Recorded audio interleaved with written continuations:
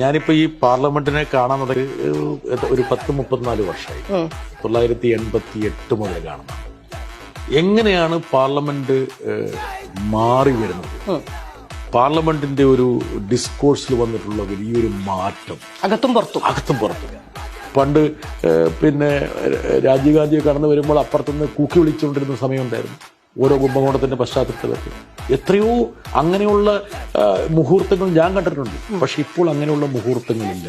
ഒരു പരിപൂർണമായിട്ട് ഒരു ഭരണാധികാരിക്ക് വിധേയപ്പെടുന്ന രീതിയിൽ ഭരണാധികാരി ഇപ്പം ഏറ്റവും രസമെന്ന് വെച്ചാൽ നരേന്ദ്രമോദി മാത്രമല്ല,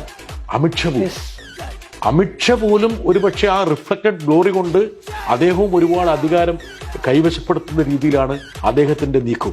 അദ്ദേഹം ഒന്ന് നോക്കിയാൽ മതി, ഭരണപക്ഷത്തേക്കൊന്ന് നോക്കിക്കഴിഞ്ഞാൽ അതൊരു മെസ്സേജാണ്.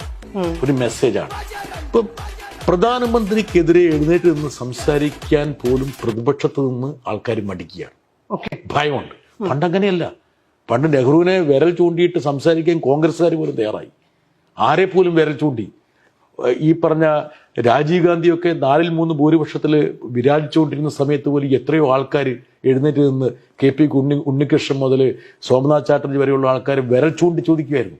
ഇന്ന് ഇന്ത്യൻ പ്രധാനമന്ത്രിയുടെ നേരെ വിരൽ ചൂണ്ടി ചോദിക്കാൻ കഴിയുന്ന ആൾക്കാരുടെ എണ്ണം തീർന്നു എന്ന് ഞാൻ പറയാം. വളരെ അതും ചോദിക്കുകയാണ് തന്നെ മയപ്പെടുത്തിക്കേ ചോദിക്കുള്ളൂ. നമ്മളെപ്പോലെ ഇൻവേർട്ടർ കൊമ്മ വിവരമില്ലാത്ത ആൾക്കാരൊക്കെയാണ് ഈ ഒരു പരിപാടിയിൽ വ്യാപൃതരായിക്കൊണ്ടിരിക്കുന്നത്. ഈ പ്രതിപക്ഷത്തിന് മാത്രമാണോ ഭയം? ഭരണപക്ഷത്തുള്ളവർക്കും പ്രധാനമന്ത്രിയെ ചൂണ്ടി ചോദിക്കാനുള്ള ഭയം നിലനിൽക്കുന്നുണ്ടോ?